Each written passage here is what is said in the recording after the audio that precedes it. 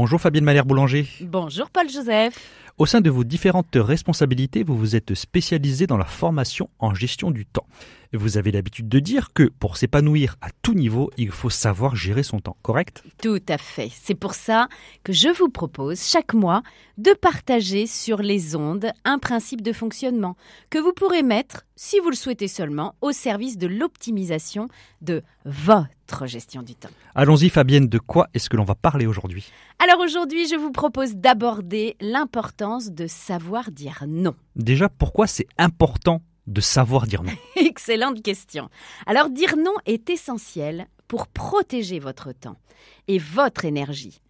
Si nous disons toujours oui, nous risquons de nous surcharger de tâches et de responsabilités qui nous desserviront. Rappelons-nous, dans une chronique précédente, nous abordions la notion d'important qui donne du sens à notre vie. Et n'hésitez pas à réécouter en podcast parce que c'est encore en ligne. Eh bien, ne pas savoir dire non dessert pleinement notre important.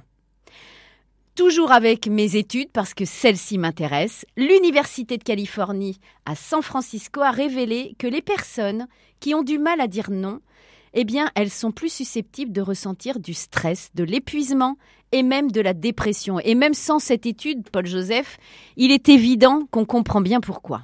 Et si on ne sait pas dire non, quels sont les risques ? Alors les risques, malheureusement, on va redescendre à la cave, vous savez bien, ils sont nombreux. Ne pas savoir dire non peut mener à un surmenage et à une baisse de la qualité de notre travail. Par exemple, en acceptant trop de projets, vous risquez de manquer de temps pour bien les réaliser. En plus, cela peut affecter vos relations personnelles, car vous n'aurez plus de temps pour vous ou bien pour vos proches.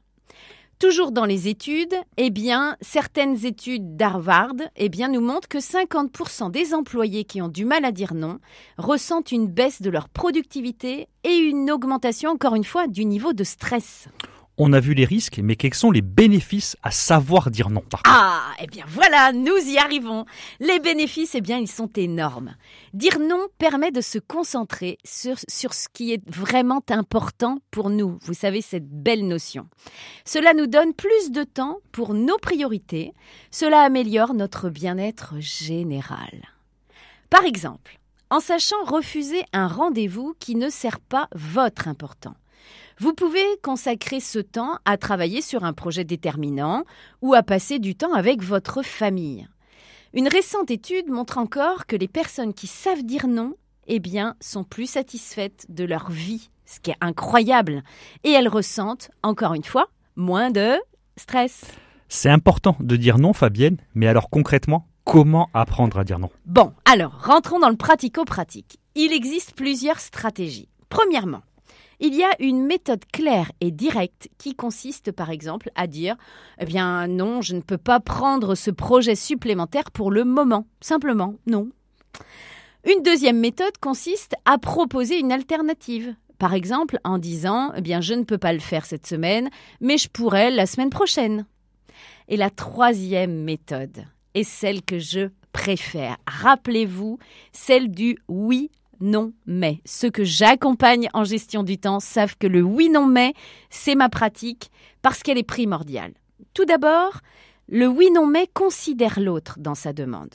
En effet, quelle que soit la demande, l'autre a toujours raison de nous la faire. Comme nous avons, nous, vous pensez bien, toujours raison de demander ce qui est important pour nous. Et c'est là que se retrouvera le oui. Par exemple, nous pouvons dire à notre interlocuteur « Je comprends tout à fait que tu veuilles que je fasse ce travail. » Il ne faudra pas oublier ensuite de nous respecter avec le fameux non. Bien sûr, en délicatesse, attention. Par exemple, on peut tout à fait dire « Cependant, cela ne me sera absolument pas possible dans l'immédiat. » Le « mais » qui termine nos propos consiste à ouvrir une issue pour répondre à la demande de notre interlocuteur. Rappelons-nous, il a raison dans sa demande. Par exemple, nous pourrions lui dire « Je sais que mon confrère sait répondre à cette sollicitation. Souhaites-tu que je vous mette en relation ?» Donc, pour reprendre Paul-Joseph, en fait, on comprend tout à fait. On répond d'abord, je comprends tout à fait que tu veuilles que je fasse ce travail. Cependant, cela ne me sera absolument pas possible dans l'immédiat. En revanche, je sais que mon confrère sait répondre à ta sollicitation. Souhaites-tu que je vous mette en relation ? Le oui, le non, le mais. On a compris, c'est en 3 temps. Et maintenant, est-ce que vous avez des exemples concrets de personnes qui ont réussi, dans le cadre de vos formations, à mieux gérer leur temps, juste en sachant dire non ?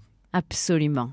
Chaque jour, je constate une réelle différence d'efficacité et d'épanouissement chez les personnes que j'accompagne qui savent dire non. Et ça sert leur important. Alors, je ne sais pas si je vais bien le prononcer, mais Warren Buffett, l'un des investisseurs les plus prospères au monde, dit même que la différence entre les gens qui réussissent et ceux qui ne réussissent vraiment, eh bien, c'est ceux qui savent dire non. Alors là, il y a une notion de dire non presque à tout. En étant sélectif en tout cas, et en disant non à des sollicitations qui ne nous correspondent pas parce que ça ne répond pas à notre important, eh bien, on peut se concentrer sur du temps précieux qui sert nos objectifs, notre satisfaction quotidienne. Et j'ajouterais, Paul Joseph, que souvent, il est bien de se faire accompagner quand on a un vrai problème à dire non. Parce que souvent, on va aller chercher d'autres problématiques, mais pourquoi on n'ose pas dire non ?